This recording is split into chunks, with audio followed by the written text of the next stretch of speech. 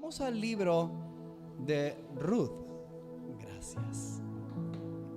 Vamos al libro de Ruth. Ese libro, a veces, muchas veces no sé por qué no predican acerca de esto los predicadores. Un libro muy importante. Capítulo 1, versículos del 8 al 13. Ruth 1, del 8 al 13.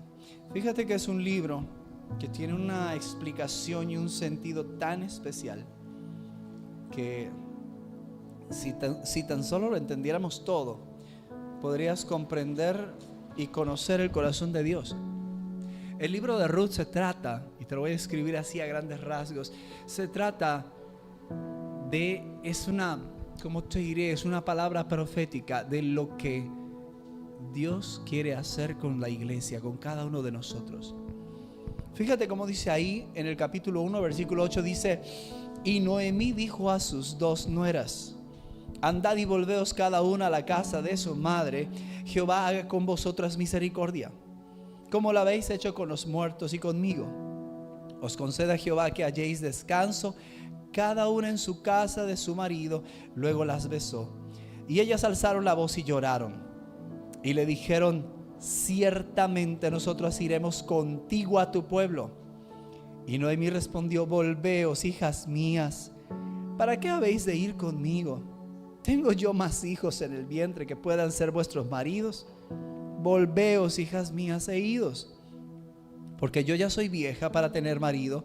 Y aunque dijese: esperanza tengo, y esta noche estuviese con mi marido, y aún diese a luz hijos, ¿habíais vosotras de esperarlos hasta que fuesen grandes?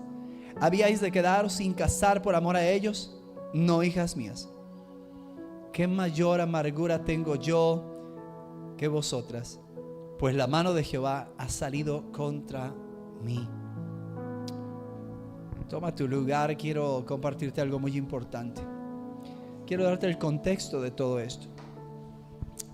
Leíamos de Noemí y sus dos nueras. Noemí y su esposo salen de la tierra de Israel porque vino una sequía tremenda y se estaba hundiendo el lugar. La gente se estaba muriendo de hambre.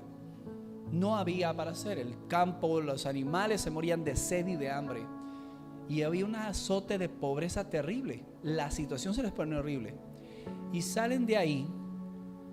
Y quiero que te fijes mucho de esto. Salieron de la tierra donde Dios los había puesto y se fueron a tierra de Moab.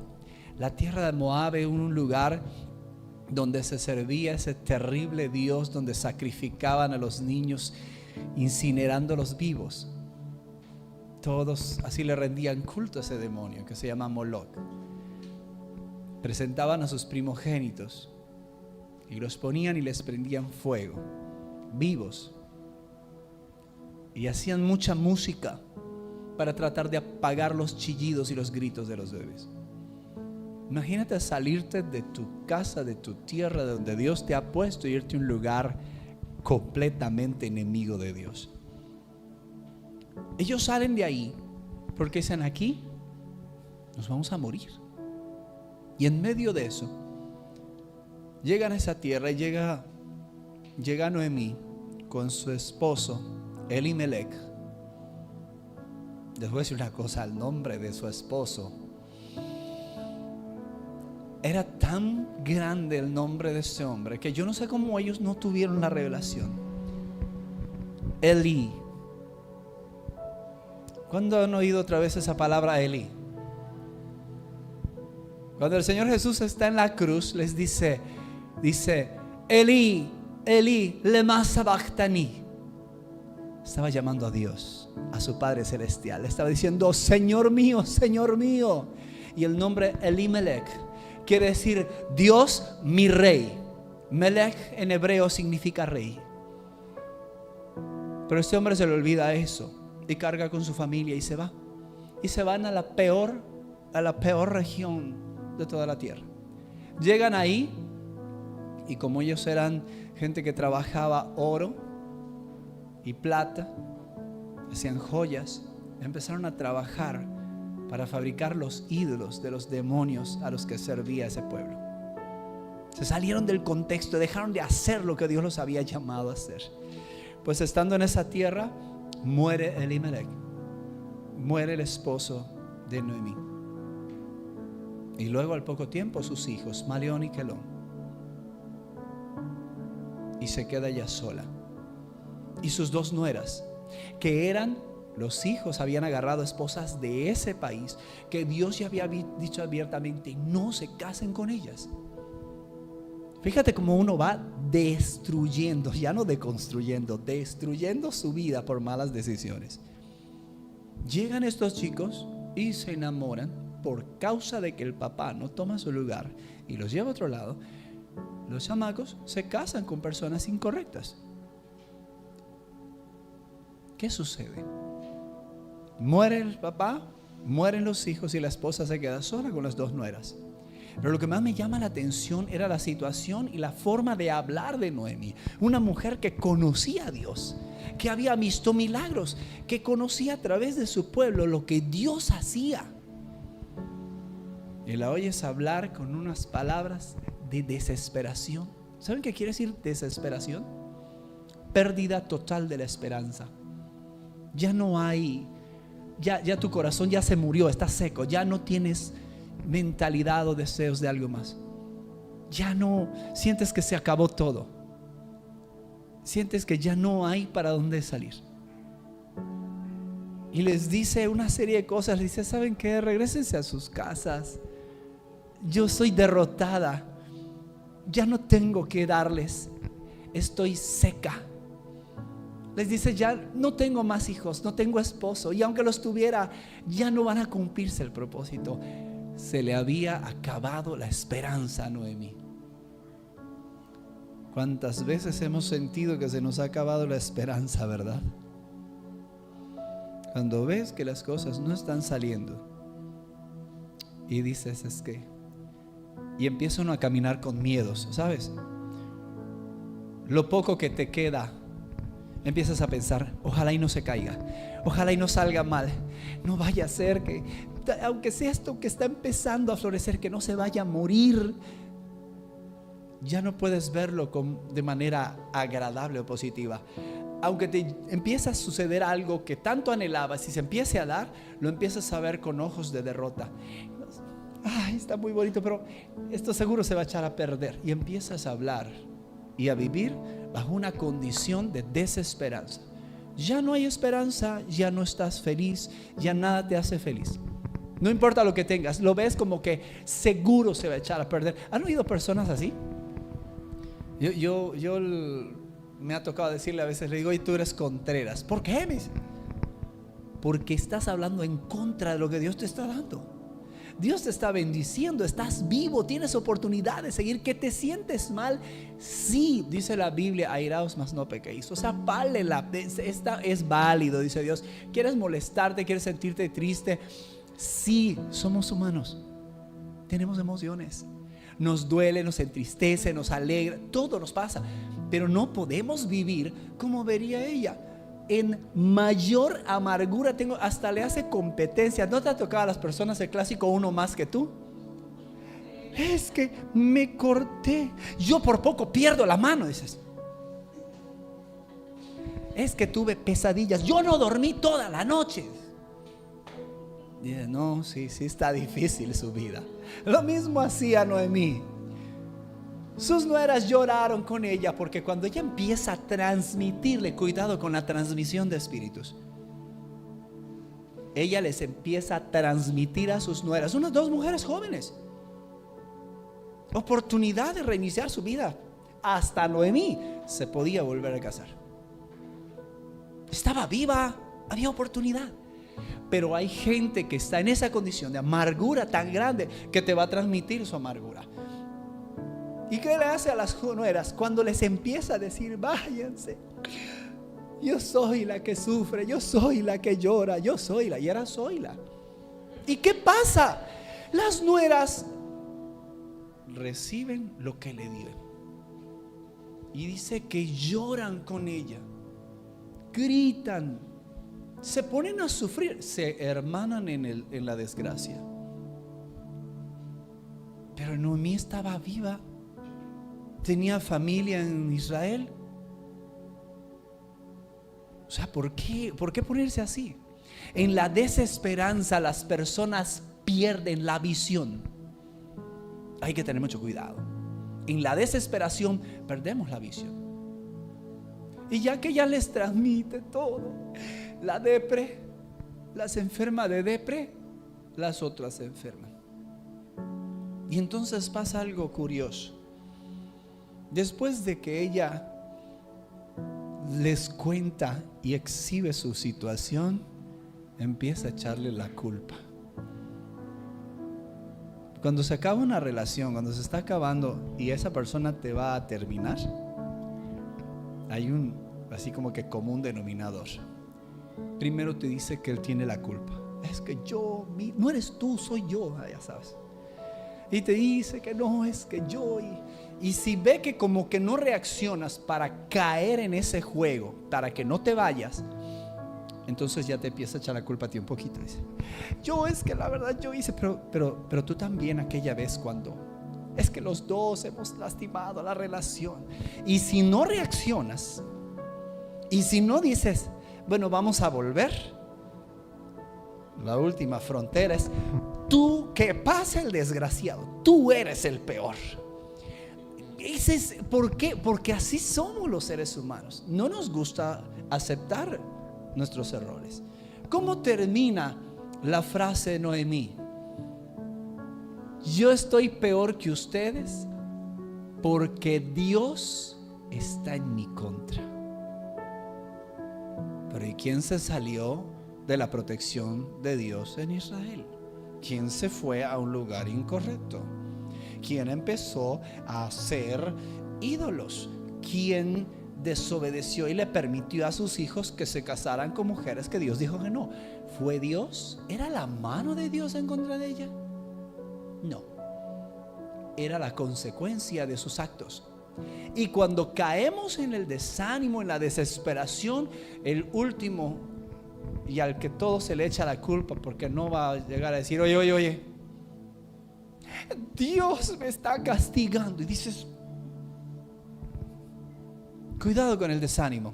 El desánimo lleva a la blasfemia, al ataque contra Dios. Cuando se rompe una relación, me ha tocado oír gente que se rompe la relación, que los sorprenden de momento, parecía todo iba bien y de repente te sale con que se fue con otra o que pateó la puerta del closet, no sé qué haya pasado, y de repente se acaba la relación. Ya no quiero nada con Dios, siento que ya no puedo seguir yendo a la iglesia. Dices, ¿será que Dios está haciéndote eso? ¿Saben que cuando una relación se acaba es porque no venía de Dios? Te voy a poner un ejemplo en el área de mi experticia de la mecánica. En 36 años descubrí algo. Me acuerdo que muchas veces los de las refaccionarias decían, si le hace, adáptasela, te quede anda la pieza, porque quieren vender. Cuando estaba yo empezando inexperto, seguro que le dice, si le hace, no, adáptasela, solo el cablecito y queda, porque la otra es más cara, es la original. Y cuando estás empezando, pues compras lo que te venden. Llegas, lo pones, arranca y dices, oye, sí, excelente. Entregas el carro y al rato, oye, ya no funciona el estéreo. ¿Cómo va a ser? Pero si no trabajé eso. Y sabes que ya las direccionales ya se fueron. Y empezabas a ver que empezaban las consecuencias. Y decías, ¿pero qué pasó? Y en tu inexperiencia empezabas a revisar otras cosas. Me acuerdo que una vez acabé hablándole a mi maestro y dije, no sé qué pasó, le acabo de arreglar eso. A ver, ¿qué hiciste? Y cuando le empecé a explicar, me dice, y entonces compraste la original. No, es que fui y me dijeron que se adapta. Esa te está dando el problema. ¿Cómo va a ser? Si coincide la cablería pero no tiene la misma frecuencia ni la misma resistencia. Entonces manda más voltaje y te está quemando. Y como dices, ¿quién fue el culpable? ¿El de la refaccionaria? No, él estaba engañándome y era su función vender. La pieza, el fabricante de la pieza, tampoco. Él en su catálogo dice, no aplica para esto, aplica para esto. ¿A quién le voy a echar la culpa? Es que Dios no me advirtió. No, yo fui el que no lo hizo. Cuidado cuando empiezan a salir las cosas mal, porque nos engañamos a nosotros mismos y luego llegamos a decir, Dios me está probando. El viernes vimos lo que es una prueba. Es un examen para ver si estás listo para avanzar al siguiente nivel. No, Dios está intentando aplastarte como hormiga. No. Entonces, ¿qué le pasa a esta mujer después de que toma tantas malas decisiones y todo sale mal? La mano de Jehová está contra mí. No. Si hubiera estado la mano de Dios en contra de ella, ni siquiera hubieran cruzado la frontera de Moab. Los hubiera matado Dios a todos. No solo se hubieran muerto los hombres. ¿Qué le cuesta a Dios quitarnos el aliento?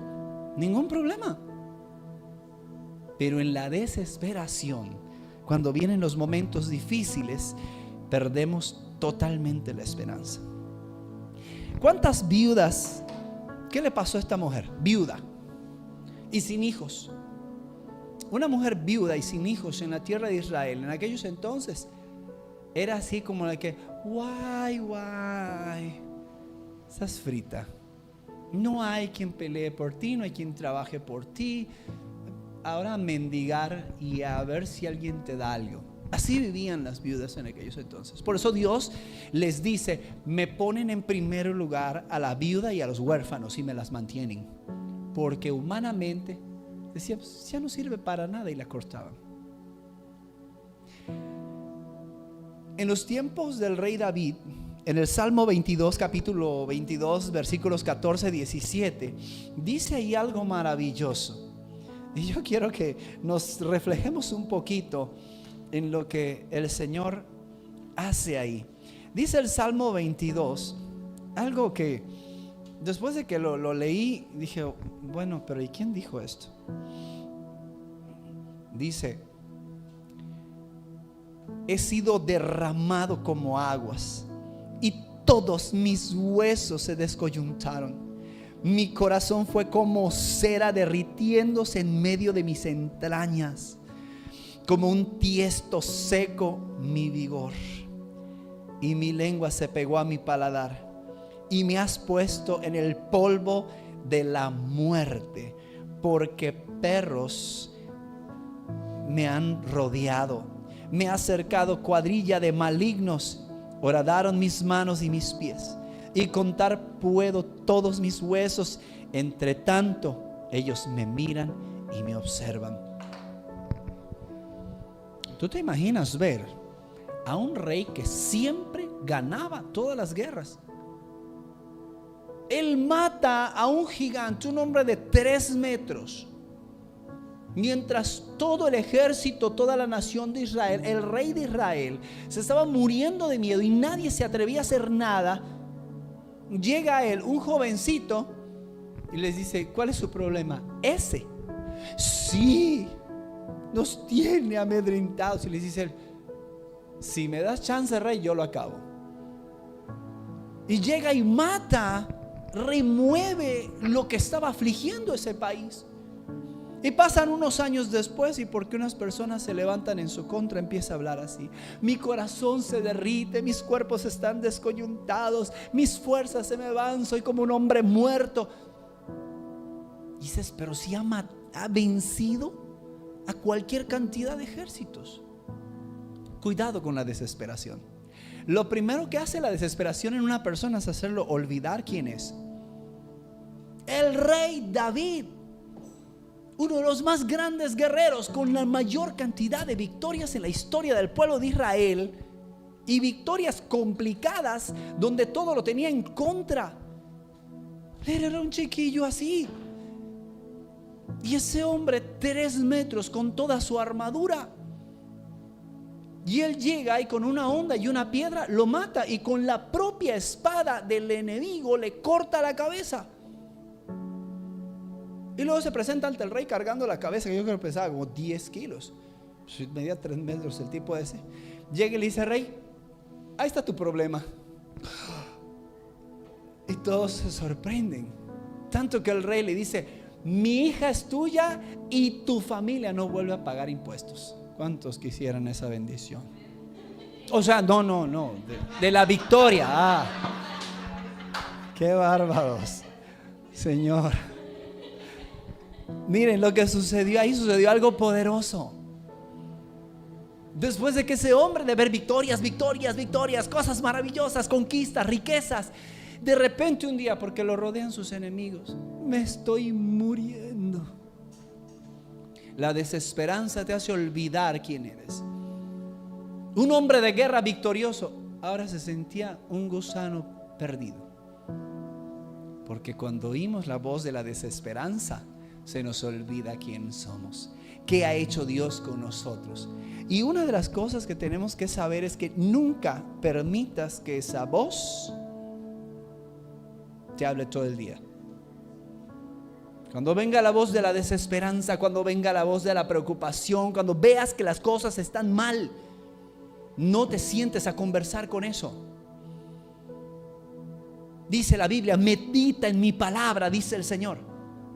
¿Sabes por qué dice Dios que meditemos? Meditemos quiere decir que te sientes a pensar y analizar lo que Dios está diciendo, las bendiciones que tiene para ti y para mí, cómo pelea las batallas. Cuando vayas a tener cuando tengas un tiempo difícil, agarra tu Biblia y empieza a leer donde están las victorias, las guerras ganadas, donde están las promesas proféticas.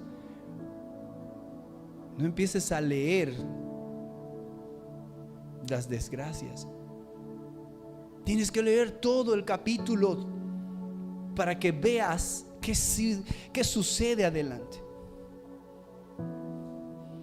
En el versículo 25 dice: de ti será mi alabanza. Y en el 22-25, después de que dice que se estaba muriendo y que ya no podía más, dice: de ti será mi alabanza en la gran congregación, mis votos pagaré delante de ti. De los que te temen comerán los humildes y serán saciados. Alabarán a Jehová los que le buscan. Vivirá vuestro corazón para siempre. ¿Cómo pasa de un momento a otro? ¿Era bipolar? No. Se acordó de quién era él y quién era su Dios. Eso pasa cuando tienes de continuo la Biblia en tu cabeza y en tu corazón. Cuando venga el momento de desesperación, ¿qué hace la Biblia? Te da esperanza, te da certeza, te recuerda quién eres y quién es tu Padre Celestial. Y entonces te puedes levantar y empezar a alabar a Dios. La gente a veces llega a la iglesia y está la alabanza y los ves aquí. Y solo los veo y pienso: si tan solo se acordaran de quién es su Dios, quién es su Padre Celestial y lo que está listo para hacer Dios con ellos, estarían danzando, se estarían volviendo locos de alegría. Siempre les he dicho esto: tu peor momento es el mejor escenario para ver a Dios hacer un milagro. ¿Quién necesita un milagro cuando todo está bien? Pero todo está bien. ¿Qué le vas a pedir a Dios? Que te sane, pero si no te duele nada y no estás enfermo. Que te mande provisión, pues si no tienes deudas, ya te sacó de ahí. ¿Para qué quieres un milagro? Un milagro lo necesito para un momento difícil. ¿De dónde vienen los milagros? ¿Cómo se construye un milagro? Un milagro se construye por la fe mientras estoy meditando la palabra de Dios día con día. Por eso leo todos los días la Biblia, porque aquí está la voz de Dios que te dice: no temas, yo estoy contigo. No desmayes, que yo soy tu Dios que te sustenta. Isaías 41:10.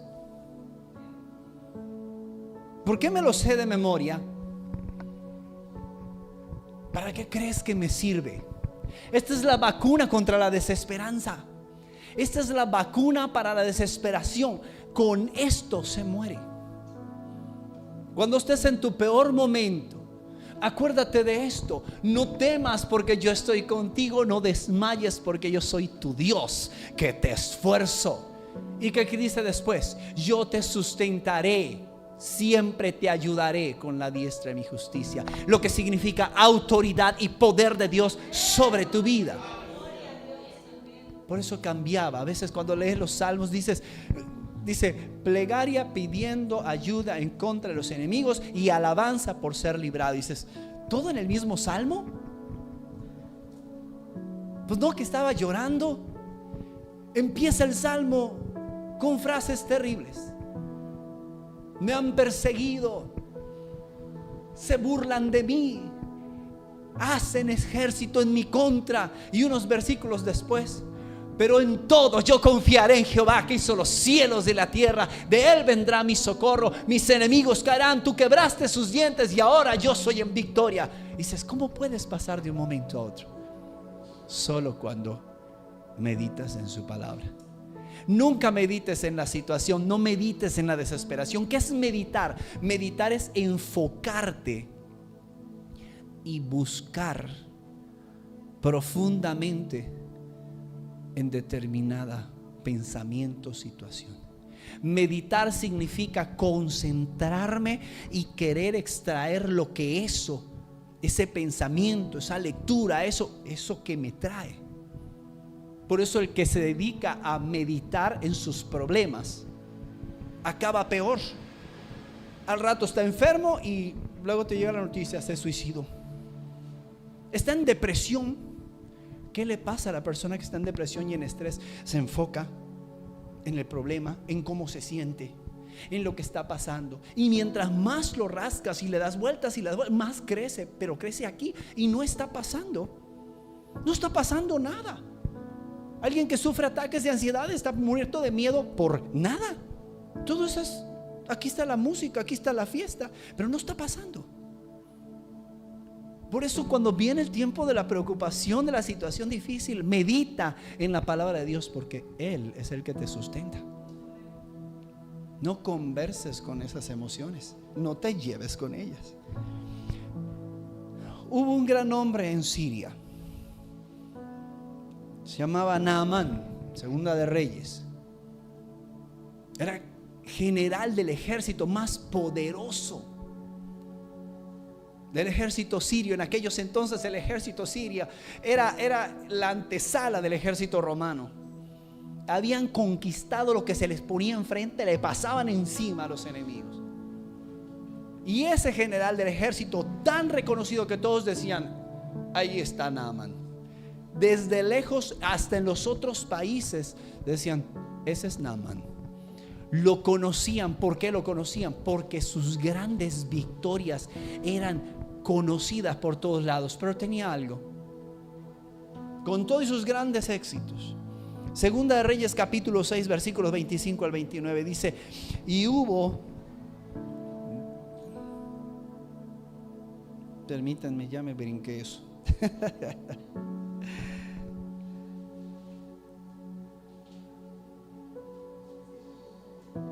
Cuando Naamán llega ahí, se presenta frente al profeta Eliseo porque estaba en su peor condición.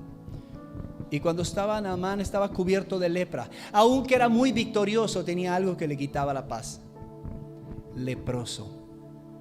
¿Qué pasaba con alguien con lepra? Como hasta la fecha, tiene que estar aislado. Es una bacteria que es contagiosa y se come la carne.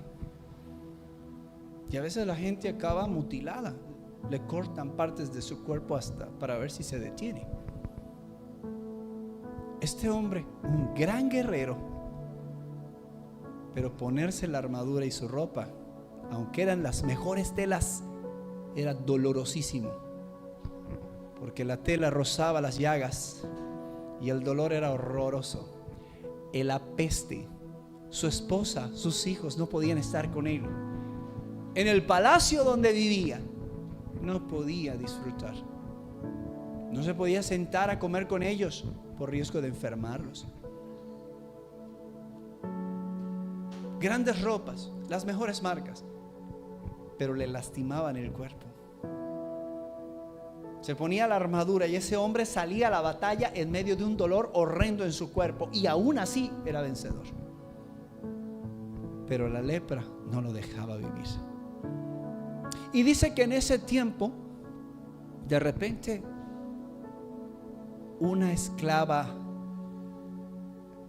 israelí en su casa le dice a su señora, la esposa de Naamán, le dice: ¿sabes qué, ama?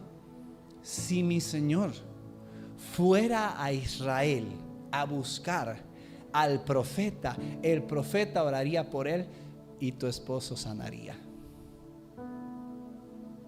¿Tú sabes que recibir esas palabras en medio de tal desesperación, de tal tristeza y situación, con todas las riquezas, pero no eres feliz y solo experimenta dolor de noche y de día? Cuando se lo dicen, aquel sale corriendo, llega, pero cuando llega con dureza de corazón. Llega con sus carruajes, sus caballos, su armadura, demostrando quién es, con cartas dadas por el rey de Siria para que lo atiendan y le abran camino. Y él llega delante y ni se baja de su caballo y grita: profeta, necesito que ores por mí. ¿Cuántas veces las personas quieren tratar a Dios como su sirviente? Necesito que me hagas esto, Dios. Cuidado, cuando oramos en desesperanza podemos ofender a Dios. Podemos estar hablándole a Dios: es que no veo tu respuesta, no que tú eres Dios. ¿Cuántas veces no hemos oído a personas que dicen: si en verdad eres Dios? Y dices: me voy a correr porque cuando caiga el rayo no quiero estar junto a ti. ¿Por qué maltratar a Dios, la fuente de tu esperanza? Y este hombre llega y entonces Eliseo no sale y manda a sus criados y le dice: dile que vaya y se bañe en el río Jordán y se sumerja 7 veces todo completo, y cuando salga la última va a ser sano. ¿Tú sabes qué ofensivo era para Naamán, el capitán del ejército más poderoso, que no salga el profeta y que mande al criado y le diga: dice mi patrón que vayas y te bañes te remojes 7 veces y listo? Y se pega la ofendida de su vida y dice: ¿cómo no salió él? Yo pensé que iba a salir y tocar la llaga y que yo fuera sano, y además lo manda al río menos bonito de Israel, un río verdoso de aguas turbias, y el fondo está lodoso. Y dice: ¿cómo? No hay mejores ríos en Siria. Y él no se daba cuenta de su desesperanza. Todo su ejército se acercan así como que: Señor, tú lo acabas de decir, ¿no te dijo que si fueras a Siria lo harías? ¿Por qué no vas al Jordán? Al fin y al cabo lo que necesitas es sanar. Y este capitán, en medio de su soberbia, de su ira, de su desesperación, hay quien tiene actitudes soberbias por la desesperación. ¿Y qué hizo? Bueno, sí es cierto. Y cuando viene la desesperación tienes que destruir la soberbia de pensar que estás en lo correcto. Es que tengo razón de hablar así, pastor, como Noemí, porque Dios está en mi corazón. No tienes razón. Hay una frase que cuando yo la diga se van a acordar tal vez algunos de un video: reconoce tu problema.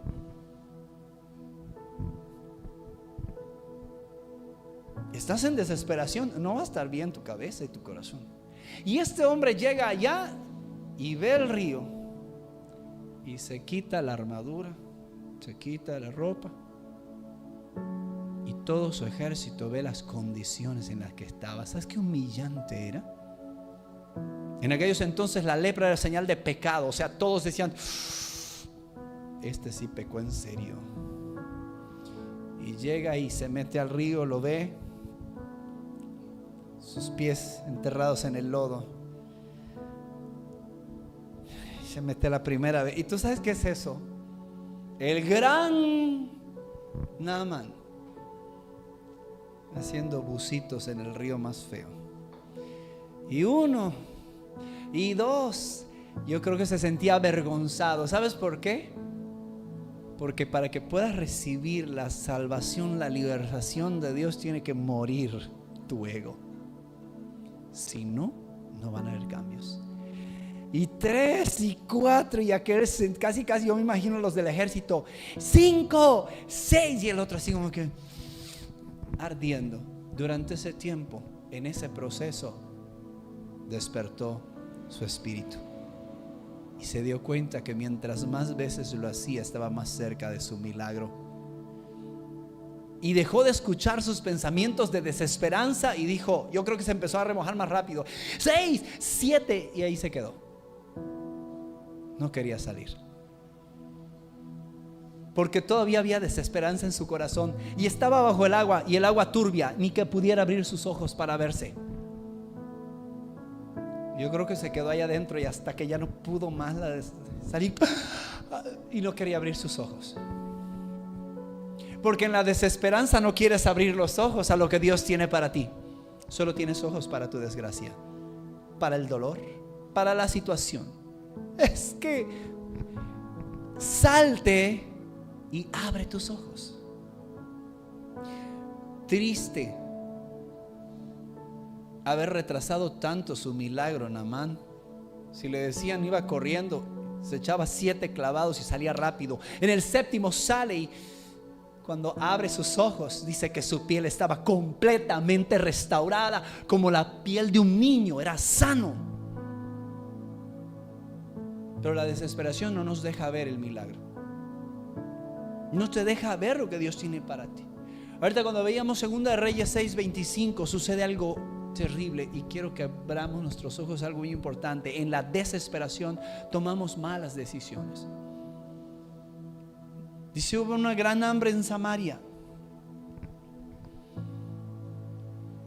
y pasa algo terrible que todos nos deberíamos de asombrar. Dice, hubo una gran hambre en Samaria a consecuencia de aquel sitio, porque estaban rodeados por sus enemigos y ya no entraba ni salía nadie. Tanto que se comían la cabeza de un asno, y esa cabeza de asno se vendía por 80 piezas de plata. ¿Tú sabes qué es pagar 80 piezas de plata? O sea, 80 onzas de plata para que te vendan una cabeza de un burro. ¿Qué vas a comer de ahí? Tacos de cabeza.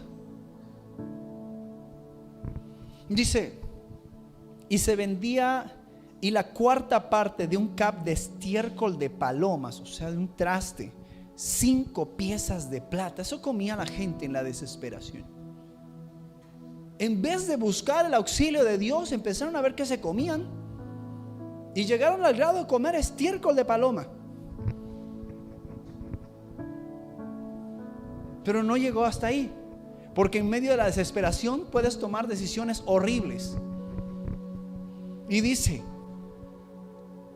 el 26, y pasando el rey de Israel por el muro, una mujer le gritó, dijo, Hosana, rey señor mío. Hosana en hebreo significa sálvame tú que puedes. Estaba clamando para auxilio y le dice, salva rey señor mío. Y él le dijo, si no te salva Jehová, ¿de dónde puedo salvar yo? ¿Del granero o del lagar? Del estancamiento. El granero, ¿qué pasa en un granero? Se mete ahí los granos y ahí se quedan estancados. O del lagar, donde se oprime a las uvas y a las aceitunas para sacar el aceite. De la opresión. Dice, pero si yo soy un hombre y estoy en la misma condición de tú, ¿cómo te puedo ayudar? Y le dijo el rey, ¿qué tienes? La mujer buscando ayuda de hombre en medio de su aflicción. Y le dice, esta mujer me dijo, da acá tu hijo y comámoslo hoy y mañana comeremos el mío. quiero decirte una cosa: en medio de la desesperación puedes tomar las peores decisiones de tu vida. ¿Tú sabes qué es ponerse de acuerdo? Y dices, hoy vamos a almorzar a mi bebé y mañana almorzamos el tuyo.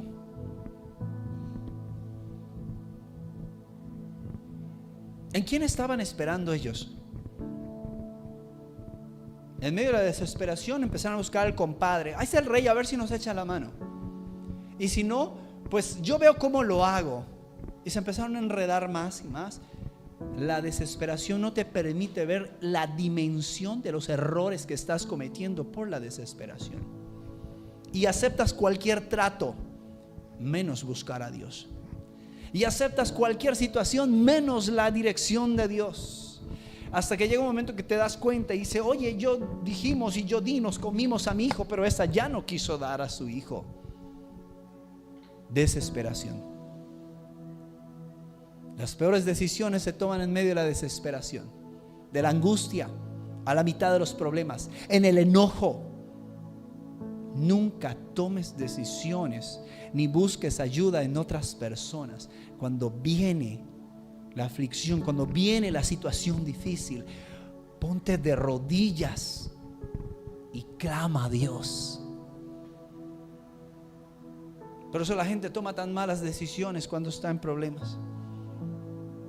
No, veíamos en el libro de Ruth que Noemí recurre a algo y empieza a tomar decisiones. Dice que sale Noemí en el libro de Ruth, capítulo 2.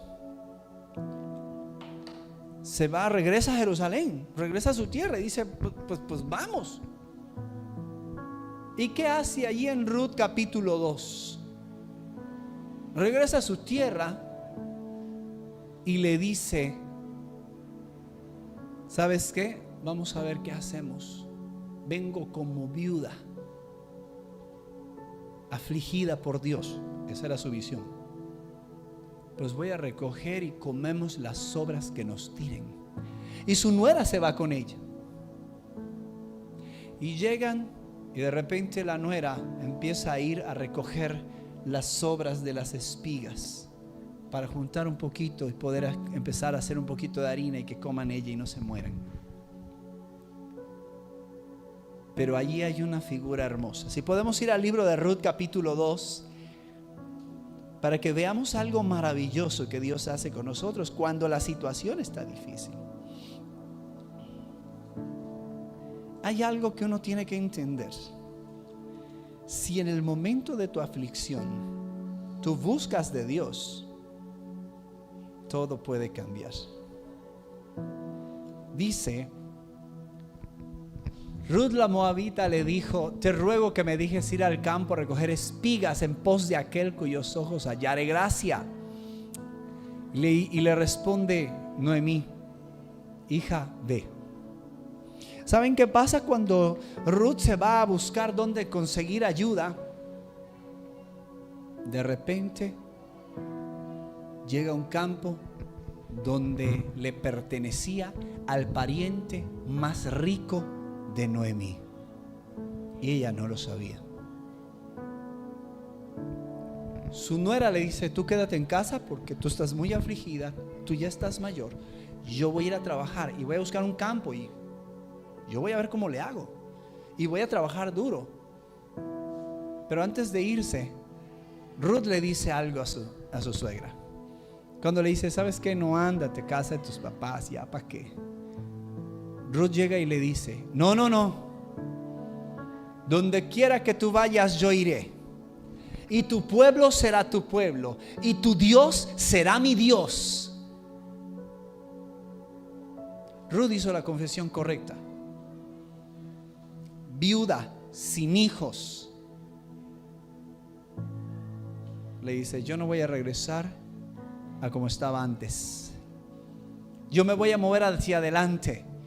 Cuéntame de ese Dios que tú has tenido, que hoy tú no le crees por tu aflicción. Dime, ¿por qué se va a hacer mi Dios? Y Ruth toma la decisión correcta y decide ser guiada por Dios. Y llega Ruth precisamente al campo de Booz. Booz, el pariente rico de Noemí. Y cuando llega y le empieza a trabajar ella fuertemente, y Booz la ve y se enamora de ella y le dice que le dejen más, que coma con ustedes, que tome agua, que se lleve comida para su casa. Y empieza la bendición, porque dejó alguien de pensar en su condición y empezó a pensar en lo que Dios podía hacer. Y empieza a caminar la bendición y avanzar y avanzar y avanzar y avanzar, hasta que llega un momento que Booz se levanta y le dice: ¿de quién eres hija? Y le dice: no, soy la nuera de tu parienta Noemí, y hemos quedado viudas todas. Y le cuenta la historia. Cuando Booz lo oye, le dice: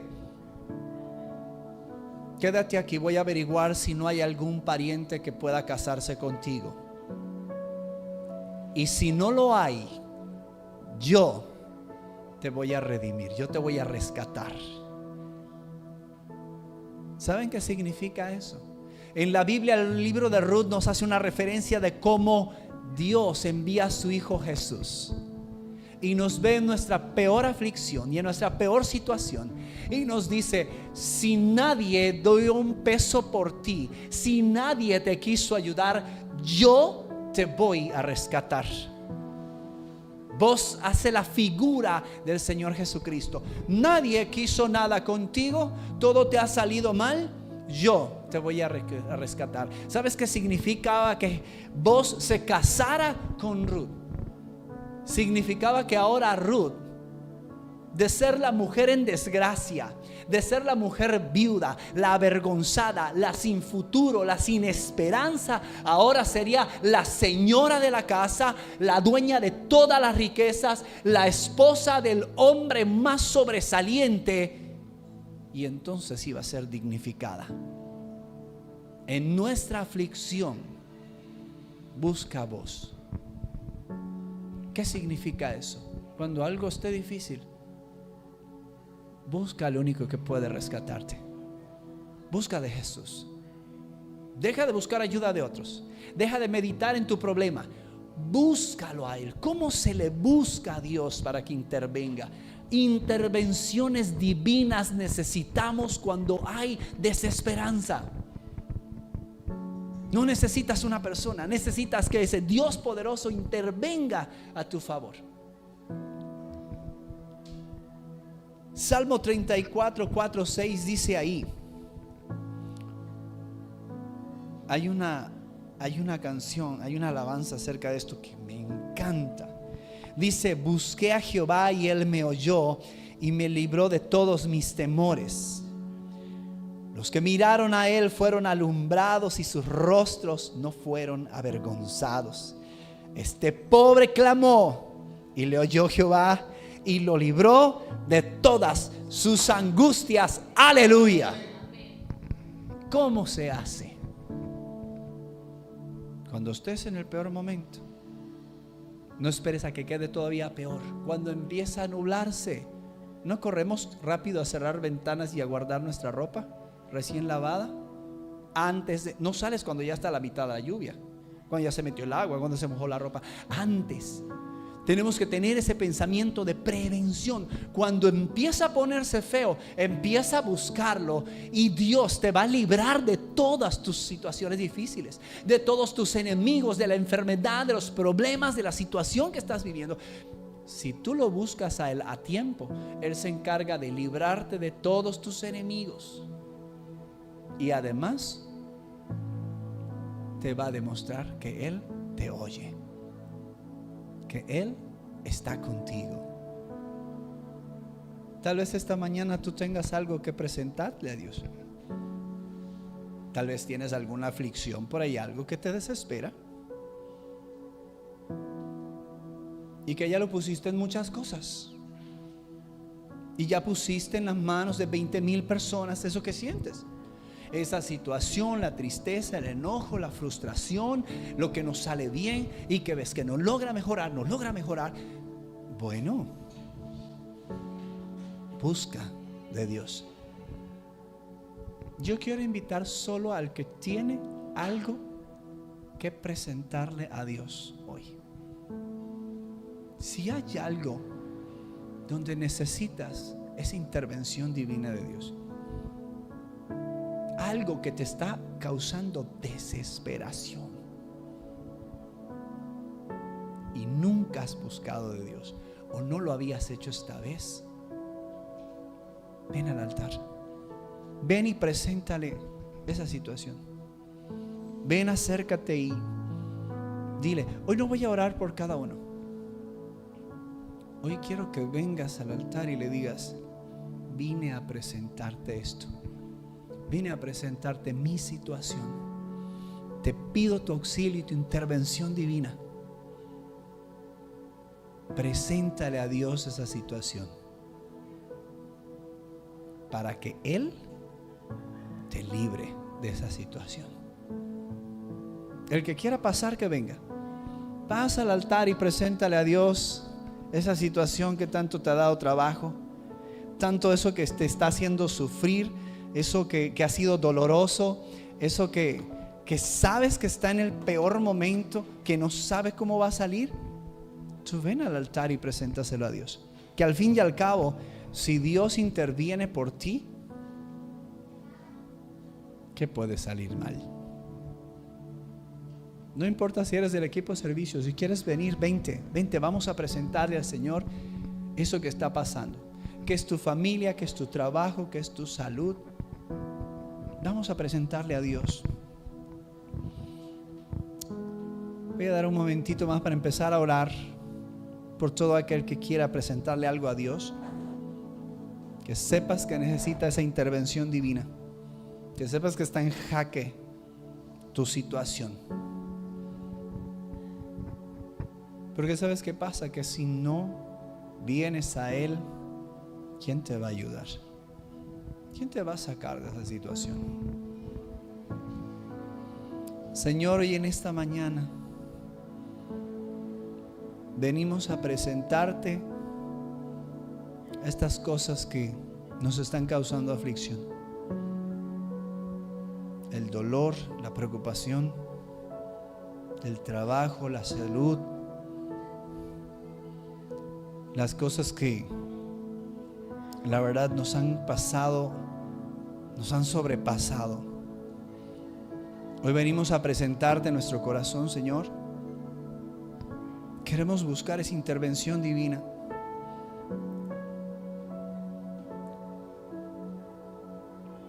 Hoy venimos a buscar tu ayuda. Venimos a clamar al Señor. Venimos a pedirte que nos ayudes. Tú sabes qué es eso que hemos estado peleando, que hemos estado luchando, que nos ha quitado el sueño, el hambre, que parece no terminar. Se presenta una cosa y ahora es otra, y ahora es otra, y no parece terminar. Dice el Salmo: y aunque pasare por valle de sombra y de muerte, no temeré mal alguno.